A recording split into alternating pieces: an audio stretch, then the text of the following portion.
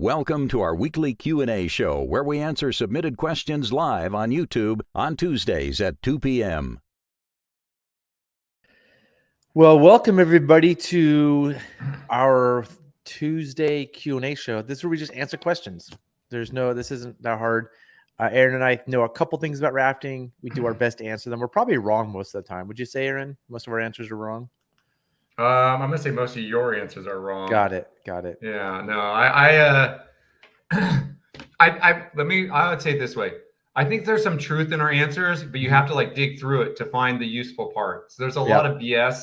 There's a lot of you gotta like wade through. There's some nuggets in there, but you gotta really look for them. Most of it is not really that useful or helpful. And we're just doing the best we can. People ask us questions. Most of these questions, the way this Tuesday show started was I just started getting questions in my email that I couldn't possibly answer, either because I'm really busy and I can't write a bazillion emails back to individuals, or they're just so long and complex of questions that an email response doesn't answer it because there's a lot of nuance to the answer. So this is our best attempt to answer questions that we get throughout the week, whether we get them through, sometimes we get them direct message through YouTube or not YouTube, Instagram. Sometimes they get emailed to us. However, if you want to ask questions for the show, the best way to go is watch the show and ask the question now. So for those of you that have a question, like put it in the comments. Like that's what we're here for. Like put it right there. We'll answer it right there. And before we start, should I point this way? Is this point towards the right side? No, the comments are. I think they're down in the corner. I think they're over down. For me, they're over there. Well, but now I'm pointing the wrong way. So yeah, we're looking at this through a StreamYard. Everybody else is watching this through YouTube. Just digging it. Thanks for being a member. We appreciate it. For those of you that didn't know, becoming a member is a way to support us. Give us a little bit of cash so we can buy better equipment or buy stuff to review and give away prizes. And I thought, Aaron, this week we'd give away a prize to a member who answers a question for us better than we do. So if we if we're answering a question and you can answer it really well, and you're a member, of course, because this is like thanking members, we'll send you a prize. And I have lots of prizes this week. Oh, do you? What do you got? You want to see what we have available? All right, so here's what you can choose from. Let me guess. Oh, Cobra locks. Yes. I counted how many of these I have. I have 13 of these. And I want to say some because I use them in classes to show them off, I guess. But I have a bunch I want to get rid of. So you could win a pair of Cobra or locks. You could also win, let me set those down, this ladder. Do you know about these ladders, Aaron? This is an SDG raft ladder where why are you getting rid of that? Because I don't like it. I want it in a contest. I thought you'd like to have it for your courses so people could try them out. I'm not gonna. Have you tried it? No. Oh, Zach, come on. We need a video about you trying that thing out. No. See how it works. I'm not gonna endorse a product that adds a pretty serious entrapment. Well, you've never even tried it, so you don't even know if it works or doesn't work. Oh, it works. It gets you back in the boat. But I'm going to go with you should get back in the boat without a ladder. But if you want to use a ladder, awesome. I'm not going to judge you. Yeah, but Zach, that's like telling people they just need to lose weight. That's easier said than done. No, it is for sure. But I don't have experience with ladders. I'm not sure that do you like ladders, Aaron? Do you want to get a ladder? I mean, if I were where you are, I would try it out. I'm curious to see how it works. And I'd want to bring some different people to try it out, some different shaped people, different shapes. Like people who carry more weight up here, more weight here, more of the weight down their legs. See how it works for different. I'm not going to do all that work, Aaron. I have a job and things. So I got to run a YouTube channel. How much time did you spend testing throw bags? A lot, but I don't want to get into ladders because that's not the show. We're answering questions people have. So you're going to give away something that you don't think people should be using. No, they can choose to use it or not. But you don't think they should use it. I don't. I don't want. I'm indifferent, but I don't want to be the person who says it's okay and then have somebody use it. You're not saying it's okay if you try it out to see how it works. You're just testing it. No, because I'll have a strong opinion then. Now I can just be like, I don't know, never used it. I know that I'm not going to use it. I'm going to choose to stay physically fit and be able to get back in a boat, or boat with people that are tight boat space and they can pull me in and help me. The other solution is you don't have to get back in your boat, but really strong boaters near you, and they can pull you in and help you recover. Yeah. Would you use that on the inside of your cataract so you could like climb back up No. in the inside of your cataract, like loosen it down, and then you could climb up and then get back on your seat? No, you don't need it with a cataract because you have things to climb it up on. It's not like getting on the tube. Can anyone not self-rescue on a cataract? I've seen that plenty of times. So it sounds like, though, if you're not going to climb back in your raft, you should probably be rowing the cataract. Yeah, I'd say a cataract for 2 reasons. One, because it's more forgiving. Yep. You're less likely to fall out or have a problem. And 2, it's easier to climb back into. But Yeah. I think, and I'm not saying you shouldn't have a ladder. I'm just saying I'm not going to endorse this technique. So Zach, and some people can choose the technique. So everything that's on your site you're endorsing? Is that what you're saying? Anything you've tested or discussed, you're endorsing? I'm not saying that. I'm just saying, okay. I don't want to get in the middle of this debate. You're pushing me into this hole I don't want to be into. I know. I want to see it. And I mean, you can set it here and I can I don't know. Would you test it? Yeah, how would I even test it here? I'd go put it then on why the am I side. sending it there? If you answer a question, well, Aaron, you can choose this prize. So the prizes people can choose from are Cobra Orlocks, the ladder, so Aaron doesn't get it, and also one of Tim Palmer's books, either Rivers of Oregon or Rivers of California. I got a couple more. I'm gonna say, if you get the ladder, though, you have to take some video of yourself with it. And no, send you it don't. So we can look at it. No, there's plenty of video out there. All right, let's move on. Are people using ladders? This is just angering people. The people being Zach Collier. Blue Puma, man. Blue Puma, do you need a set of Cobras, or are you a whitewater paddler? Did you get that dig, Darren?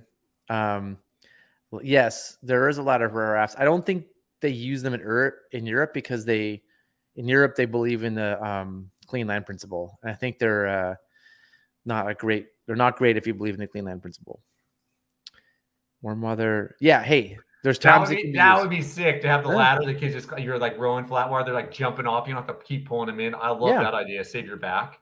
I think in flat water. Zach, what about if you had a trip where you had some really big people, you had to pull them back in the boat every trip? Would it be nice to have a ladder on the outside so they could help pull them in, so you don't break your back?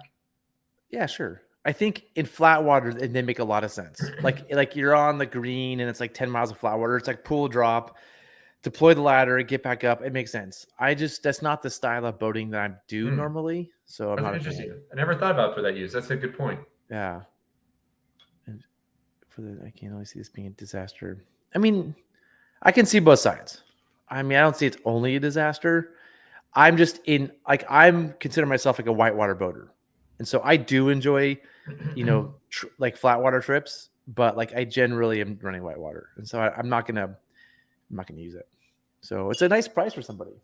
So anybody, if anybody helps us answer a question, you can win this. You ready to go on to this, Aaron? Our first question? Let's do it. Yeah. Okay. So,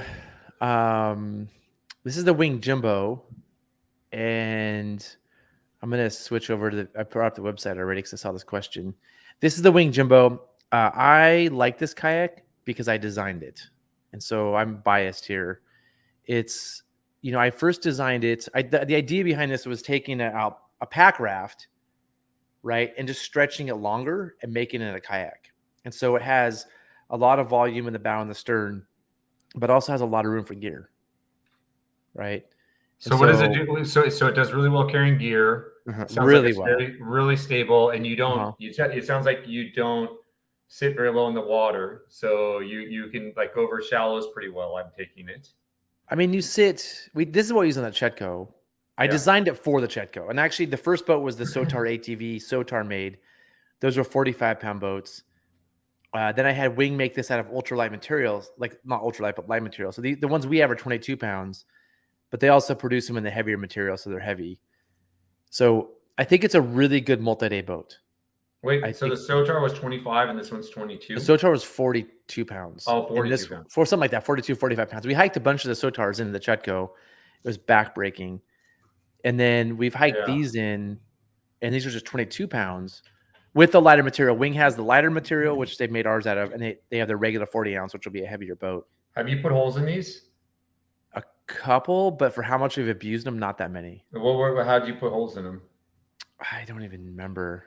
And they weren't even honestly, they weren't even on trips. They were Like they were just like, I think they were at the warehouse rolled up. I think it was abrasion and transportation. Yeah. Okay. I just fixed them. There was like yeah. micro holes. So, Okay. and again, I have the super thin ones. We took these to Kyrgyzstan too. We took this to Kyrgyzstan. So we traveled with it. It worked great there. So what don't you like about them, Zach? Where do you think they aren't the best? I think if you want something that performs like a kayak, that's not what this is. Right. Yeah. So like, I think a lot of the modern, like not modern, I'm going to rephrase that. A lot of kayak designs are like long and pointy. Yeah. Let me bring up let's bring up the Air links. What's that other one called that everyone likes too? What's the one that's really pointy? That other one that they the Sotar one? No, not the Sotar, different brand. What's the one that like the guy who's going on the trip that you're going on, he loves those. Oh, Thrill Seeker. A Thrill Seeker, yeah. Thrill Seeker, yeah. So I think I don't like the Thrill Seekers that much. They're kind of cool. I think if you're like a experienced kayaker and you want to edge a little bit and you want to carve and power through waves, these are really good for that, but they're flippier, right? And I've always wondered why they don't just like cut off the ends. Like, why do you need a big pointy end? It just makes a longer boat that's less maneuverable. I remember a long time ago, NRS had one that had stubby ends on it. They just went up and they cut the ends off, and it worked pretty darn well. It was nice. Yeah, like when I've taken these on like creaky runs or more difficult runs, the pointy end is annoying to me. Now, maybe for the Grand Canyon and big waves is probably nice. Who knows? But I can say that if you look at kayak, let's look at Sotar. Okay, let's see if that comes up. The same thing with the Sotar SL, the big pointy ends. Yeah. You know, when I paddle with people with these boats, I see a lot of flips, whether it's the Sotar or the Air or whatever. But the pointy ends are what making it flip. That's not if there were stubby ends, it would still flip the same because it's about your lateral stability. Yeah, but also like the point. I think the pointy ends like going over a drop hit things. Okay. I don't think, yeah. Like, yep, you're right. You might you're trying to spin and miss a rock, and the end hits the rock, and then you don't make it. Okay, so I just don't know why they need pointy ends. And I think this is my theory, is that they copied kayaks 25 years ago. So this is like current IK design is like, let's take a dancer and make something similar. Yeah. And they haven't done. There's been no innovation of inflatable kayaks. Nobody's even tried. I mean, all these designs, the Sotar, what are some more designs? The Air, what else is out there? NRS has some too, right? NRS, and the high side. High sides are stubbier. Yeah. So the Star Outlaw, same thing, right? Like pointy ends. I just saw actually, this one's a little different. This is that looks more like the high side style. Mm-hmm. I kind of like these a little bit. And we love NRS. We love NRS. Star is just a NRS brand. And those like the NRS paddle yaks, those are really stable boats. I like those ones. They're actually the high side, which is kind of that style. I think those are real nice, stable inflatable kayak. Not high performance. So I mean the Padillac, I own like 30 of these. Yeah, they're amazing. And they're super tough, rugged. Yep. Yeah. Really stable. And I wouldn't call those pointy ends. No, like, it's stubbier. Yeah. It's stubbier. And so I think the stubbiness, like it doesn't need to be a foot longer with like a thin little point thing, right? So I think, I like this design is like tried and true, solid. It's definitely the way to go, right? So I think that all the inflatable kayak manufacturers could do some innovation. I just think there's a lot of room for innovation. Well, I'm going to say this, and that's one of the things I think is better about the pack rafts is the pack rafts, they're doing a lot more innovation on the pack rafting side. And I think they're starting to compete with the kayaks, making the inflatable kayak companies be like, they're going to start losing business to the pack rafters as the pack rafts get bulkier and tougher and better for whitewater. I think there's this point where they're going to kind of go towards each other. But they're definitely getting closer. I saw some IKs that are longer. But the pack rafts are much more maneuverable a lot of times because they are shorter. Sorry, hold on. I turn the volume down here. We're also sponsored by La Quinta. La Quinta. Okay, so hold on. There's some video here. Do you see this? Can you mute yourself? We don't want to hear you. Hold on. I'm on. I don't hear myself either. There's some video of the different. This is a video I just came up when I Googled it for the wing. Actually, this is a video of you, Aaron, right here. This is you. Do you see that? Yeah. So here, while we're on the topic, that's another interesting craft. That's a know what's going on. But like that's you in the Cronin. And the Cronin is basically that wing boat. It's just almost the same thing. Yeah. They just put a rocker on it. Yeah. Right. So like like going over steep drops, that would be way better than the wing boat. different. Depends on the drop. Really? I think because the wing boat being long really helps it. Like on the Chetco, we go over steep drops because it's long, it kind of goes down and goes out. So I think it depends on the style. I think the Cronin's even more forgiving, but the Cronin can't carry as much gear because like where the cargo capacity would go, it's tilted up. Cronin can carry a lot of gear, but like I don't know. I'm a believer. I think that going back, I think that let me go back and see if I can find this wing. Combat. Sorry, I have to go find this their website here. Going back to the Jimbo, I think this is a great design. I think it's super stable. It's just not going to be super responsive. If you're like a class 5+ paddler that's carving all over the place, or like a class 4 paddler carving and doing things and surfing, it's going to be less responsive. It's going to be, you're way less likely to fall out in this boat, and it's going to perform with weight way, way, way better. Okay. So let's just say for a second, you were going to take an inflatable kayak down Cherry Creek. What inflatable kayak would you use? Oh man. I probably wouldn't take this. What one would you choose? The Cronin? No, I probably would take. You want thigh straps, whatever one you're taking. So I take the Sotar. I take the Sotar with thigh straps. The Sotar with thigh straps? I mean, assume whatever. Well, even the high side, put thigh straps in that one, but you take the Sotar. Over the high side too. I think that because I want to perform, I need to do big ferries. Yeah. I need to do some boofing. Like, I also don't want to. I wouldn't do it. I also if I had to, if you told me I had to do it and I had to take. Well, and you could line stuff and carry stuff, but I'm just kind of curious. What about on the main Tuolumne? What would you take down the main Tuolumne? Doesn't matter. I take the wing because I can carry overnight gear. I don't want to put overnight gear in a. I think that's like, I'd say that's equivalent to your 16-foot raft. It's like yeah, it's not super sporty, but man, it carries gear well. And you can fit some stuff in and you've got some space. The 14, much more sporty, and you can do it with gear in there, but it doesn't hold it nearly as well. Yeah, I don't want to ducky at Cherry Creek. I would do it in the wing. It gives you the forgivingness. Like, I'm probably less likely to swim in the wing, but I'm also more likely to miss the whole Sky King. All I'm thinking about is mushroom right now. What would I want to run mushroom in? I would walk mushroom, but exactly. If I could walk mushroom and probably Sky King as well. But Zach, come on, Travis took a tube down it. In our 20s, I would have duckied anything in my 20s. I mean, but now I wouldn't want to do it. But I think if you took that Sotar and you cut off the ends and you gave it bigger tubes, maybe I think it could be a sweet boat. There's a better ducky design out there. And so what about the air back raft, like that style design? I like the back raft. Yeah. The back raft's not perfect, but I like it. That's kind of going into what you're talking about. It's kind of sort of like that, right? I don't think the back raft, I think the back raft could be better designed, but I do like, it's like, this is the design that's really close to this. They chose this design though to maximize fabric. Like, it's a good design, but that fabric's so expensive. It's not the best they could have done. I think they could have done better. But it's still pretty good performance, like in that shape. I feel like that's a really good shape. That's probably one of the best shapes. That's my point. No. It's not like it's kind of pointy, but not really. It'll shed some. It's less pointy than that, but it's not also a flat square front. So if you do hit something, you'll pop through somewhat, and you have some stability going off for a drop. I think it's a nice design. Yeah, here's a review I did of the back raft with some video and some photos. I've taken the back raft down some hard stuff and really, really enjoyed it.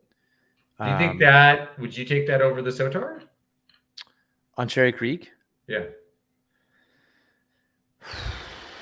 Yeah. I feel like I would like how it's a little shorter. I like how it's a little short, like stepping in on going right at Toadstool. I'd way rather have that. A little shorter boat, just get in there. I think I'd want a full weight one though. This thing's 9 pounds. Okay, so I'd want something with thicker fabric. Yeah. That has this thing is kind of flippy. On big water. On creeks, it's amazing. But on big water, it's kind of flippy. Hey, we got a lot of comments here, I think. All right, let's go. Tried the rapid rung ladder, not that useful. Is this the rapid rung? This is one of. There's like 3 ladders. There's like a bunch of ladder companies. Oh, Zach, you got to buy all of them. We need to give. No, I won this in like a.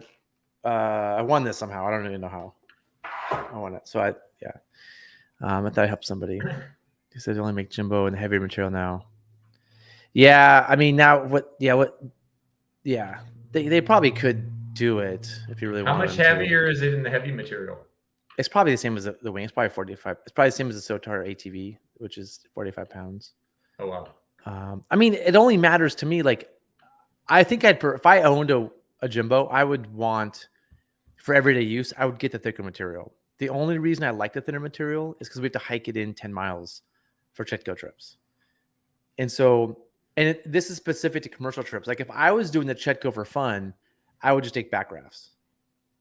But when we're doing it with guests, we want them to have a more stable boat because they would get, if we put like guests on the Chetco in a back raft, a lot of them would struggle a lot.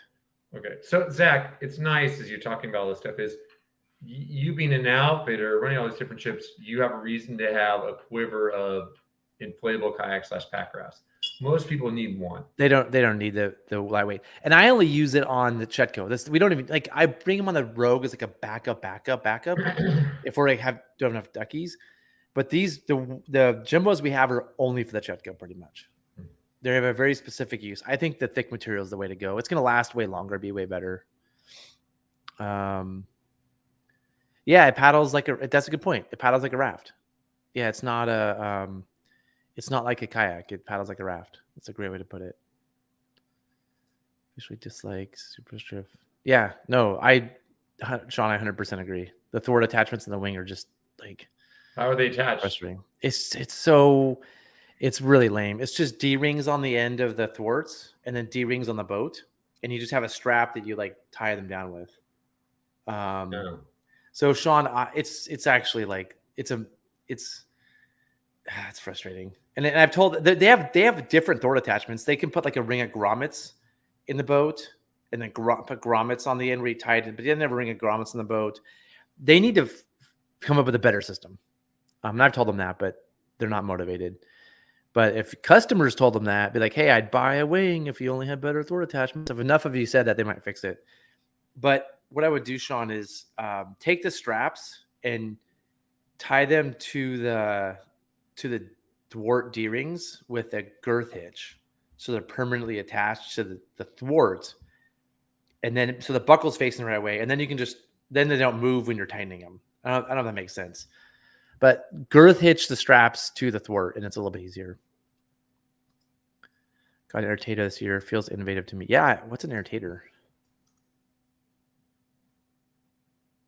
Oh, that's just the same thing. Yeah. The tater is like this really small thing. Let's see. Yeah, that's what we're talking about. Yeah, I think you're right. That's definitely innovative. I think this is the same design as the back raft. That looks very similar to the back raft. That looks like a nice. Yeah. That looks like a nice boat. Yeah. Yeah. I mean, I would recommend this boat. And you know what's really cool? If you can see, I can see it. Is there's I think I see little like loops coming up to tie your gear in. So I like that it's not pointy. Oh yeah, new for 2021, the adult size spud. That's a sweet boat. Yeah, that's a good job. Job Air for innovating. All right, let's finish this question. A lot of folks like the Airlinks too, which is why my buddy's getting Sotar is booked out, and probably a lot of other people seem to use Jimbo. Yeah, I just think it's depending on how you're using it. If it's mainly overnights, like a low flow of Middle Fork Sand, we did a commercial trip with our wing Jimbos on the Middle Fork, a low flow, where every guest was in it, won the whole trip. And I think they're great for that. But I think people like on the South Fork might get a little bit annoyed with them if you're just doing day trips or whatever. Yeah, sweet. Yeah, how are they for surfing? They're probably not good for surfing. I mean, they're duckies. No duckies are good for surfing. Yeah, you can surf them, man. You can, but I bet this tater surfs pretty nice, actually. The tater looks like, I think the tater would surf well. Yeah, like the Jimbo's not going to surf. The Jimbo will side surf. Yeah. In the right hole, yeah. Ooh. All right. You're going to move on? Yeah, you bet. Okay. Don't you have an equation for this? No. Don't you have something on your website where they just type in their height and then you tell them the dimensions based upon the width of the boat or something? No. Yeah, no, of course. Thanks for the question. And yeah, you have to understand, like our answers are very, very long and complicated. I think so I have an equation for how long. The kneecaps when the oars are perpendicular to the length of the boat. But I'm curious, are they out of the water or in the water? Are they? It doesn't matter. Are they on the same plane? You know, like on the parallel plane? No, because if they're in the water like this, they're out wider, and as you pull them down, they're in closer, right? Like. Oh yeah. And so hold on. I would say all he's asking about is where to put the oar towers farther forward or back. Not about oar tower height. He's not asking about anything else. He's just literally, how do you put the oar towers forward and back? And so I have an equation for oar length based on distance between oar towers. And I just choose oar length based on that one thing because I did some math, and like rower height makes a difference. Like shoulder width makes a difference. Like tube height makes a difference. There's a bunch of factors that make a little bit of a difference, but they were minor compared to the distance between the towers. So I could create this super complicated equation, and your answer might be like 5% better by including all these other factors. Literally, like the distance between oar towers is sort of the one thing that is more important than everything else by far. So let's get to what he's actually asking, and that's where to put the oar towers distance away from where you're sitting. Do you have an answer, Aaron? I think it depends how you row. Oh, geez. No, because like with the Grand Canyon frames, with the Pro frames, you can slide them back and forth and you can adjust them. If I'm doing a lot of pulling, I like the oars to be a little farther away from me. If I'm pulling a lot, doing a lot of hard pulls, so they don't catch on my body as much. If I'm doing mostly pushing, I don't mind if the pins are a little close to me. So I think that's a subtlety of it. But in general, I'd say, not like when they're sitting, like you said, perpendicular wrap this way. Like, I don't know about my knees, because the thing is, I'm also moving how I sit I think a lot depends how you sit. If you're sitting forward on the front tip of your cooler, if you're on a cooler, if you're on a slant frame, I like to sit on the front corner of my cooler so I can get forward and get a foot behind me and really push. And then I try to push. So I want them farther forward. A lot of people sit farther back. And so I guess from where I'm sitting and then one foot's in front of me, I'd say, yeah, right about over your knees is about right. I'd say that makes about sense. That's pretty accurate. That's a good spot if I'm sitting in that position. So yeah, that is. That seems right. How about you, Zach? What do you think? Yeah, it sounds about right to me. Yeah. Yeah. I mean, I don't think I think people are in a seat. Like the thing now is you sit in a seat. Like you don't get to like move forward on the cooler. Like most of my rowing is on a cooler, so I can move forward or back. So like when I'm given a boat, I position myself sitting on the cooler based on where the oars are. But I think my goal is to be doing a push-up when I'm rowing, right? Be doing that motion like this. And I do like them close to me, but I also want to be able to ship and get them by myself. You row like this? I don't know, like this. Sun's out, guns out there. I row like this. Okay, I probably do the same thing. I don't even know what I do. It depends if I'm trying to get exercise. Sometimes I'll do this to beef. Yeah, sometimes to beef myself out. I row like this. Yeah. Oh yeah. If I need to make a big move, I'm going to go like this. Like but I'm not from here. I keep my arms pretty straight and push from here, so it's all from core. Well, you have probably better body mechanics than I do, so that's probably I have to because I'm not as big and strong as you are. That's probably why I do my back. Yeah, because you're not using your core; you're just using your arms. Yeah, that's exactly. Yeah, well, you don't get buffed out by using your core. I know. We used to have a saying for that when I was a kid. Dumb. Curls for the girls. Yeah, you know. Curls for the girls. But I think that using the knees, I've heard that before. Using the kneecaps is a good general thing, and then adjust it as you see fit. If you can, like maybe some frames are just set and you just deal. I mean, my take is just if somebody's designed a frame, they got it right. I'll just deal with it or whatever it is. But if it's an NRS oarlock that I can move up and forward, I think setting it knee is good, and then maybe try some things out and see what feels better. But then also, and understand when you start to pull, a lot of times you'll put a foot up on that kick and you're going to adjust where you were sitting. And so look at that, like, well, what type of rowing do I like to do? How do I like to row? So, yeah, good question. Our answer is we don't know. Whatever, that sounds good. Any beta on Reading slide, lower sometimes position downstream, pretty. I like the downstream ferrying. That sounds fun. I've never run slide ever, and I've never run at 20,000 CFS, so I have no clue. Did you get those videos I sent you? I saw an email with a bunch of videos. Can you pull them up? Do I have to manage this? Can you handle it? I'm just gonna say, yeah, I can try to pull them up. I gotta find the email I sent to you. I mean, I think first of all, I've heard this slide is kind of dangerous and big. It's hold on, let me. So my first instinct is, I don't know, maybe don't go. Maybe that's too big. I don't know. There's some level of people that are like, yeah, it's super gnarly. But I'm gonna downstream ferry. If it's big, I'm gonna downstream ferry. I'm not gonna just push and hope for the best. Like I'm gonna make a move to get myself in a good spot. Yeah, I mean the thing is like it's hard to miss the middle. It looks kind of fun going down the middle too, I'll say. So I don't know. I've just heard it's big. I guess what's the consequence? You just flip and swim? Is it? It doesn't look too bad,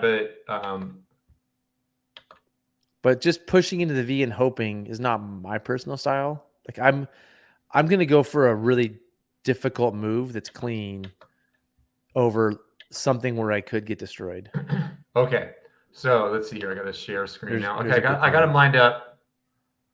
Set the tower so you equally go forward and back without hitting your body. Sure. I don't know. Sounds good. Do you know how to share videos? I'm just going to share my whole window just to make it crazy. This tater is sweet. Thanks for whoever shared this with us. I'm pretty excited about the tater. Okay. So here's one at 15,000. We'll watch someone running. I think this is the same rapid. You can go full screen too, so it shows the whole thing on our end. Oh, yeah, so we don't have to look at your whole. We don't have to look at all your stuff. Yeah. Okay. Hit full screen. I did. It's full screen now. Oh, there you go. Okay, sorry. It was a delay. I mean, this looks so easy. It's just a wave train, right? Yeah, it's pretty stout wave train though. There's some big waves in it, and he had certain flows. Like this is 15,000. It's a little lower. I watched these videos. Like there's something big in here that's breaking, and if you hit it wrong, I think the big thing is point at the breaking part. That's a key if you're going to go down the middle. I mean, hey diddle diddle right down the middle. It seems pretty fun, but like. Is this the one? I don't know if this is the one where the other boat flips or not. I mean, it looked like you could just downstream ferry the left side or break through a bunch of laterals and miss it all, right? I think I'll say, having looked at that, was my initial. Here we can look at 15,000 at least. I don't know. I'm a big fan of like just break all those laterals left and just get really far left and miss everything. Here we can watch this. You'll love this one. This one's awesome. It looks like a downstream ferry, right? He's pulling? No, they're running 3 boats together. Oh, they are? Yeah. This looks like the triple rig. It's going to hurt somebody. Yeah, we kind of missed it. But yeah, that's the other thing. Just tie your boats together, I guess. That's scary, though, because one boat can flip over on top of the other. Man. That's Strong pass. Old school right there. Strong pass. All right, go on to the next one. Oh, see, you can do this, Aaron. You got this. 64,000. He asked about 20, Aaron. Yeah, but this is all the videos I could find. But I think this is helpful. This is a motor rig. I didn't know they even ran motor rigs down there. Yeah, you can run motor rigs, right? The whole salmon. This gives a good feel for it. I think like they're trying to do what he's talking about, but they're motoring forward. But same idea, downstream ferries just to the left. Drive hard left, break this lateral. Yep. Just get to the left. Yeah. Yeah, they don't have the downstream ferry option, so. Yeah, they just kind of went down the middle too. Huh. Yeah, I don't know what's all right. And then I think the last one, we'll see the last one, if that's the one I think it is. Yeah, this one, I think we might see a flip on this one in the boat right in front. This boat in front of them, I believe, flips. I like how the and they're just going down the middle. I think this one's around 20,000. I don't think that the second wave. Here it goes. They went over. Is this a drift boat? Dory looks like, yeah. And just driving left. Oh yeah, that one boat flipped. Here comes the rooster tail. Huh. Yeah, he's pointing a little to the right, which is nice. And then ooh, yeah. Oh, sweet. So I mean, it looks really fun. I think it depends who you're with. I mean, yeah, 20,000. That looks gnarly. So, upside down. You can try to do the pull to the left and to miss it, but I'm going to say as somebody who's never done it and only watched a couple of videos, I'm going to say downstream ferry and just break those left laterals as early as you can and just keep breaking them and keep getting left. But that advice is probably dangerous and you shouldn't listen to it because I haven't. Well, I'm gonna say this in general. When you try that a lot of times and then you don't make it, you get beat down, and sometimes you're better off just going straight down the middle. I think it depends on what boat you're running to. I think if you're running an 18-foot cat boat full of gear, just go hey diddle diddle. But if you're running like a 14-foot raft that's light with not a lot of gear in it, yeah, I do the downstream. I'm still gonna do the downstream ferry with the 18-foot cat. Why not? Why not be conservative? Because it's so fun going down the middle. Until you How flip. often do you get to run big rapids like that?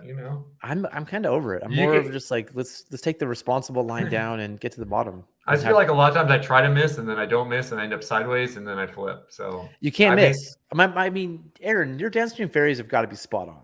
Come on, you're gonna make that downstream ferry. This isn't that hard. It's just a couple laterals. The problem is if somebody like if your angle, what angle to take.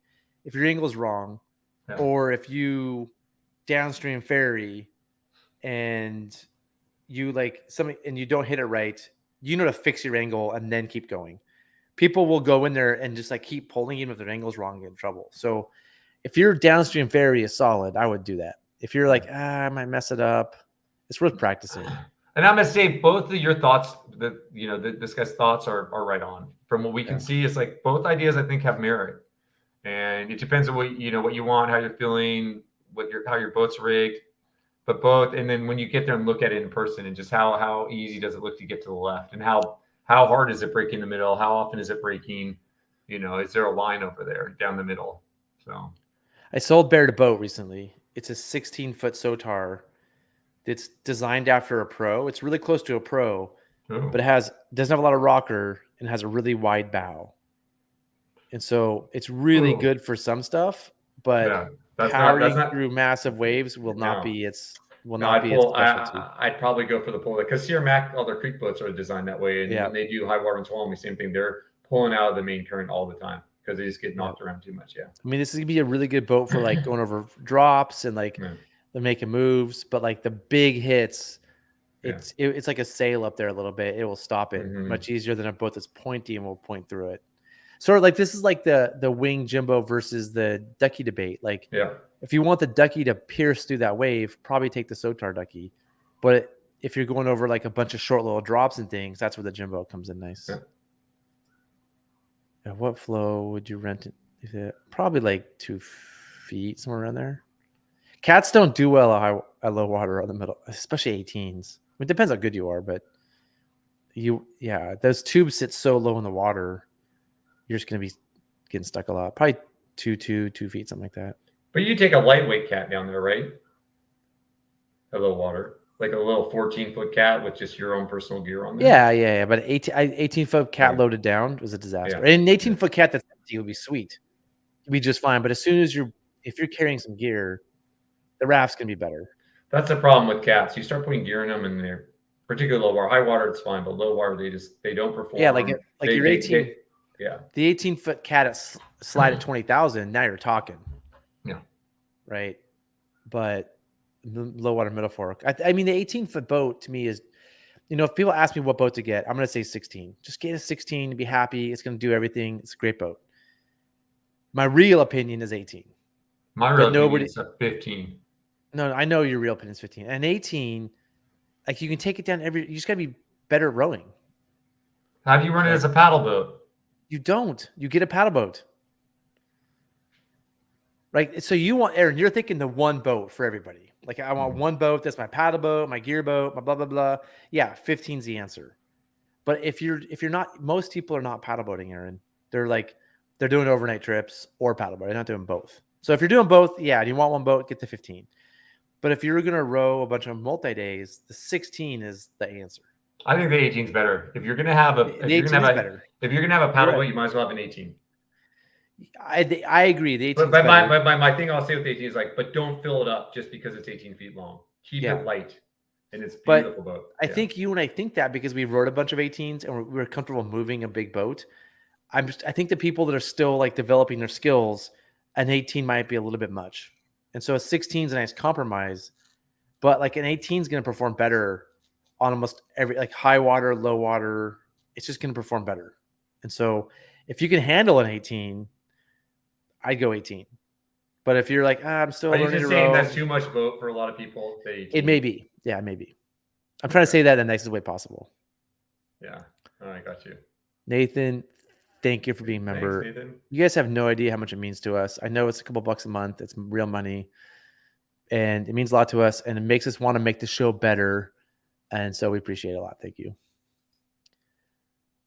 Well, aren't you cool, Sean? Not bragging too much there. Yeah, Sean. Yeah, definitely jealous. Yeah. Hundreds on the tee. That's going to be beautiful. The water will be nice temperature. You can cool off in the main stem. Oh, God. What's the Tuolumne running at right now? Good question. I don't know. I'll look it up. Let's see. Tuolumne River Flow. Merrill's Pool. Let's see. Yeah, it's a nice 1,200. Ooh. Looks like. Yeah, good living. You're gonna work. Is it dropping or is it going? Is it dropping? It's fluctuating to the daily. Oh, it's doing it. It seems to be on like a steady. Like that might even be 1,300. Have you watched the Tuolumne? Like they're releasing at night a lot more now because of the power demand. You know how power demands have shifted. They used to be during the day, but now it's when everyone gets home. So now they're starting to do releases like 5 o'clock at night. Yeah, during the off season when they're not releasing for rafting, they release like at 5 o'clock at night. So like Sierra was running night. They were running like whatever dusk creek trips where they launch commercial trips. Yeah, they were doing those. Yeah, I think Atlantis where they had to be. It was really tight timing. So all right, let's move on.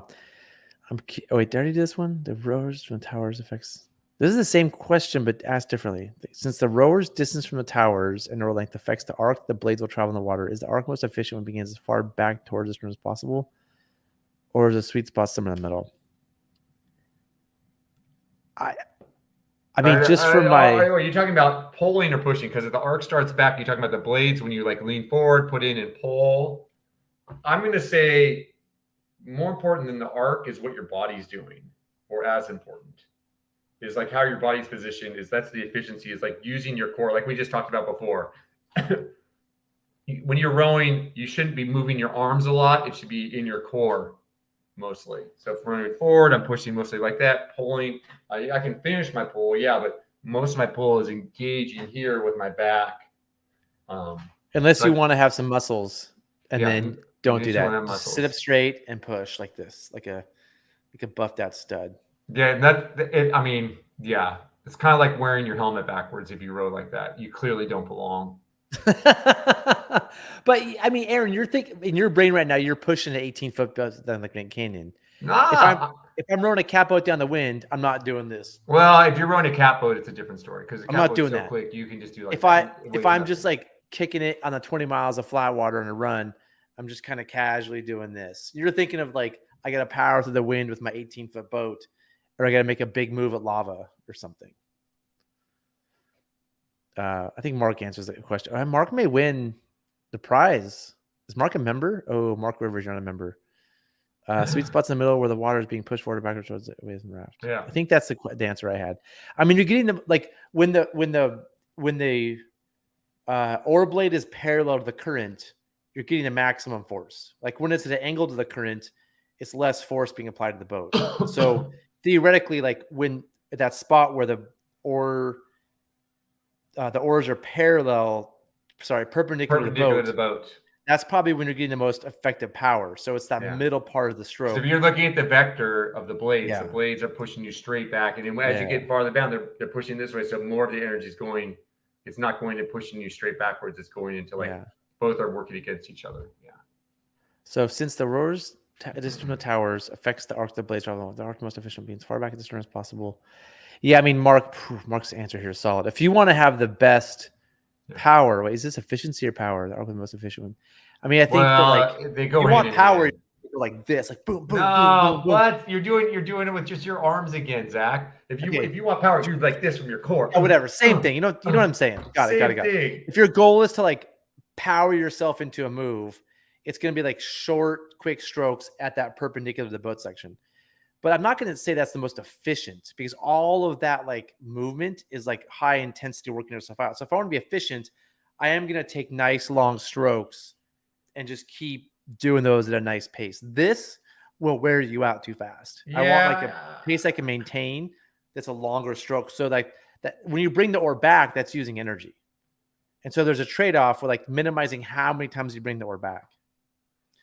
But yeah, I think the other problem too is a lot of times when you're trying to get power onto the boat, it's because the current's going one way and the boat's going different. So sometimes you can't even like do a stroke. You just keep those oars in and you're pushing, and you're like trying to push stuff out of a hole or something like that, where there's some weird eddy fences. So then that, once again, being that sweet spot's important. That's not a simple question, but I agree with Mark in general. It's like super long strokes where you lean way back, push way forward. Is particularly with the pushing is not efficient. Pulling a long stroke is much more efficient than the pushing. So I don't try to do short strokes with my pull, but much shorter strokes with when I'm pushing. And I don't want my shoulders to go behind my hips. I think that's a big problem. Is if your shoulders get behind your hips to start, you're like doing a sit-up. So you want your shoulders to stay in front of your hips the whole time and push forward like that. Man, just dropping nuggets on us, Aaron. This is gold. Dude, well, I'm learning something. Some of us skinny guys got to do everything we can to keep up with you big, strong guys. I just overpower it with weight. You just do it. You're doing the brains. I'll try to get every ounce I can. Yeah. You need it. But I think the key, just to wrap this one up, is like your most efficient exact time is when you're perpendicular to the boat. Yeah. At that moment, any angle to the boat, it's less efficient. And there's some, you're not going to always be, you're not going to do like tiny, you're not going to do this the whole time, do tiny strokes. There's an amount where you can like, you're still not that much of an angle of the boat. We're still pretty efficient where like it makes sense. So if your goal is to, again, just power, do a lot of short strokes, but if your goal is efficiency, I would go for a medium stroke, not the longest thing you can. Because longer strokes are wasting energy. You don't have to yard on the oars when doing shorters. You don't have to yard on the oars. Yep, I agree, Mark. Yeah, you're not like pushing as hard as you can. You're just like good, purposeful pushes to accelerate. Yeah. But there is it depends how you define longer strokes, right? I think that there's like if I'm racing catboating and I need to get out ahead of everybody, I'm gonna just do like these really quick, like use my body though. I'm gonna go bam, bam, bam. I'm gonna do like an arc of like 20 degrees maybe. Is that for accelerating? Zach, is that for accelerating, or is that once you're up to speed? That's because when you start the race, you want to like get ahead. You need to get ahead of everybody. So I'm just going to crush out a bunch of like really tight strokes, but also like physically wear myself out doing it. And then once I've done that, I'm going to do like medium strokes that are probably like 30 degrees to 30 degrees. Why don't you start off pulling backwards? I do actually. Yeah. Okay. Same thing. Yeah. Same thing. Sometimes, yeah. There's times in a race where you're above a rapid and you turn around and you got to like pass somebody real quick forwards. I don't know. I'm usually backwards, but I would say like if you're trying to maximize power, there's going to be like a 20 degree arc. If you're trying to maximize efficiency, there's probably like a 40 to 60 degree arc total that you're covering, when you could do like theoretically like a 90 degree arc, but that's probably not very efficient. Short power band, human must have a short power band where they have the best force production.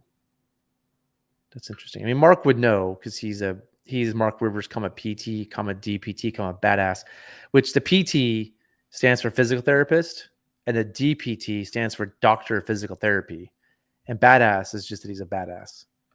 So Mark, you're going to have to expand on what this means a little bit. Short power band. I'm not sure what that means. Yeah, I think there's just like doing a full range of motion, like pull like this, like you're most powerful like in this range right here in terms of like with your muscle. Yeah. Focus on the middle part of the pull stroke is more efficient. Don't start too far back, pull hard, and then end before the absolute end of stroke. Then repeat. I dig more and use leg. Use more leg. Yeah, it makes sense. Yeah. Shorter strokes. That's a good question. Yeah, why aren't crew Well, guys? I think the difference pulling backwards and going forwards and going backwards. I think pulling backwards, your length of motion is different, and I think crew, there's other variables involved. But Aren't they? definitely, when I'm Aren't they pulling, I do moving? long. When I'm Their pulling, I do seats are long. moving though too. So There's a lot going on there. I think that like, see, I bet by that when they're going so fast, by the time they put the oar in the water, and before it actually engages, isn't even until here. Right? Like when you first put the oar in the water, the boat's moving. You have to start your pull, and you're just like catching up with the speed of the water. So I bet you that most of their stroke is and then the way they're exiting the water is also probably a smoother way to exit at the end out there. Yeah. So like maybe they're getting a little more power, but it's also because there's so much friction. There's a lot of loss, it seems like, with the oars in the water if it's not pulled out the right time and the right way. Yeah, it's that's a good question. Let me see if I can bring a video of somebody rowing crew. Hey, did you see the question about do you require customers to wear helmets at all times? Yeah, I'm annoyed by it. I think I like that question. Yes, Zach. As soon as Zach meets them at the warehouse, he has them all put or whatever at the meeting spot, have them put on helmets, and they take them off at the other end, right, Zach? Yeah, they have to wear it in the bus, everywhere, bus. at dinner, when they're sleeping. Yeah, they have to wear it at home. They wear it when they're driving there. They have to wear helmets and knee pads the whole time. Here's crew. Hold on, let's just watch this. At Corey, I'll say it depends on the trip. These are pretty short strokes. None of us are watching it, just you. Oh, sorry. I don't know. Hold on. I just go back to crew.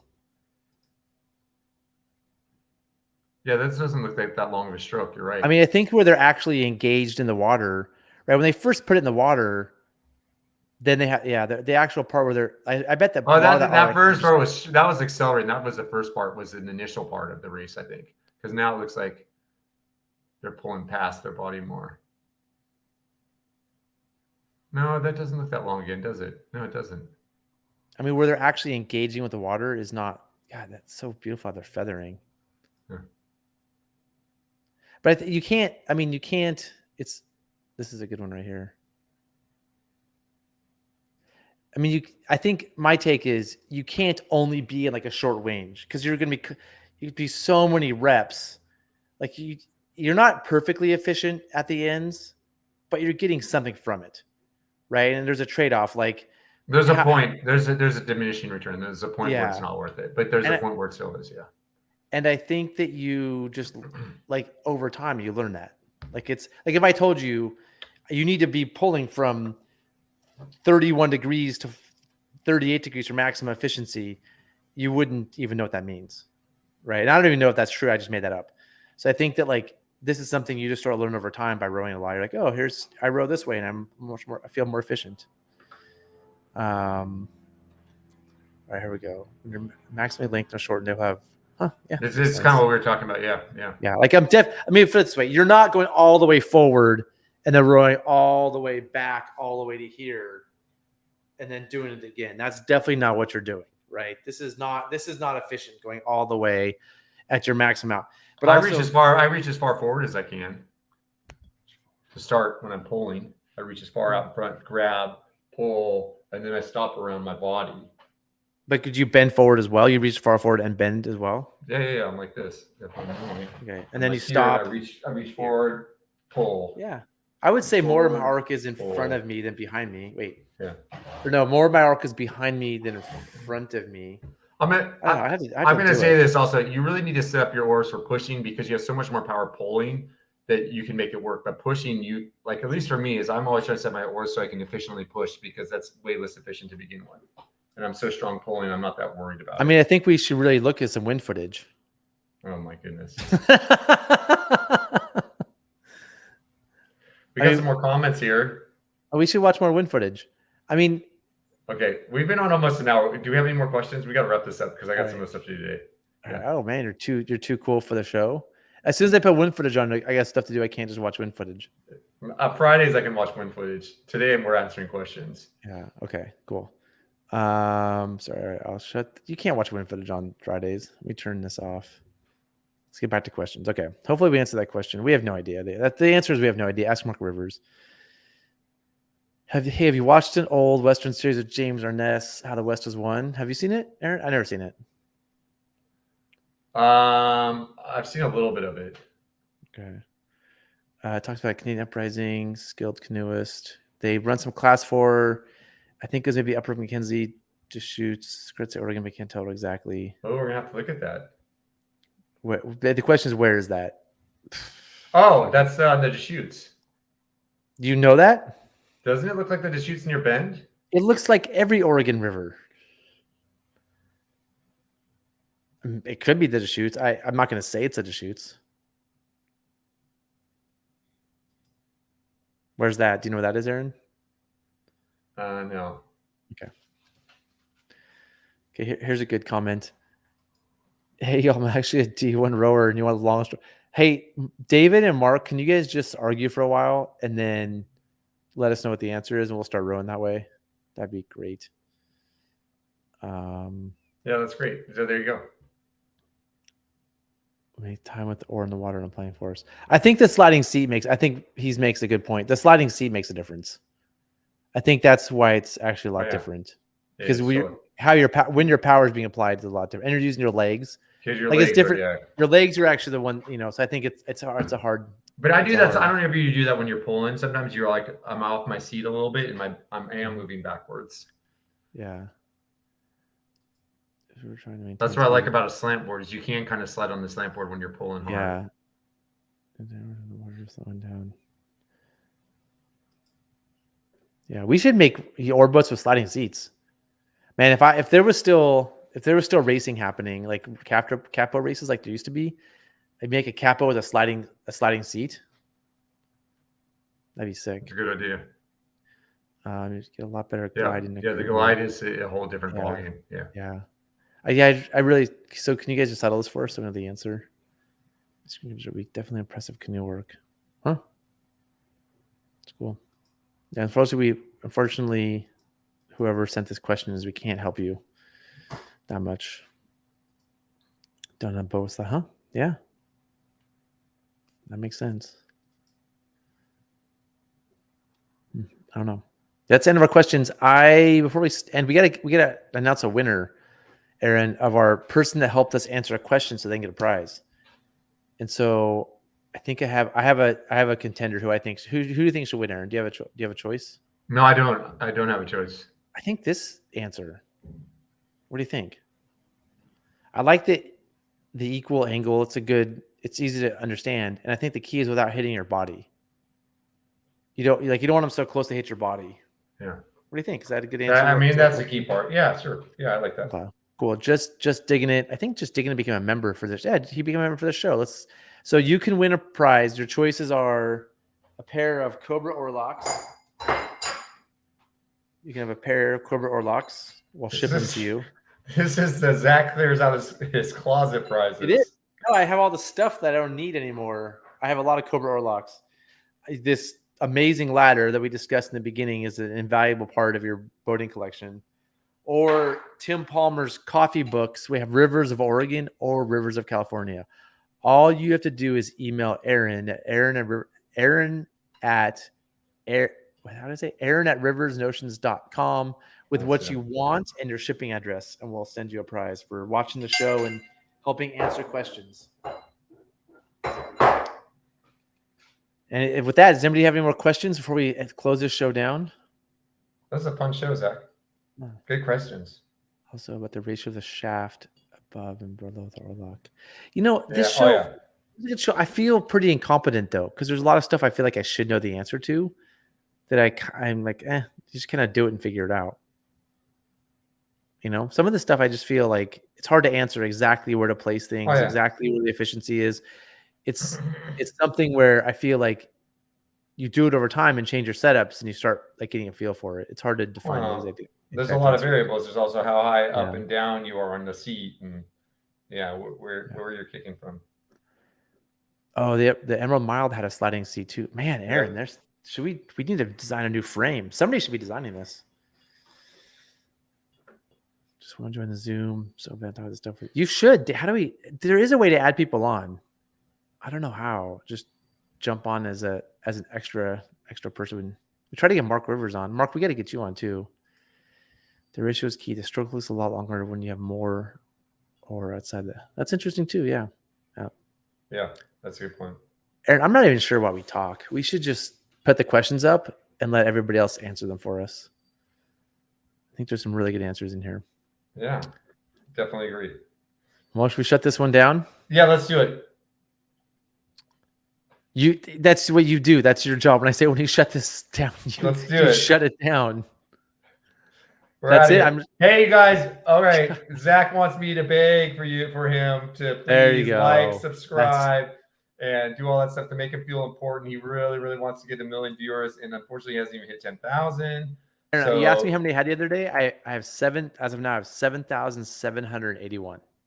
So let's try to get to 8,000. That would be kind of cool for Zach. You know, really we'll get help to 8,000. We'll be at 8,000 in like 2 weeks.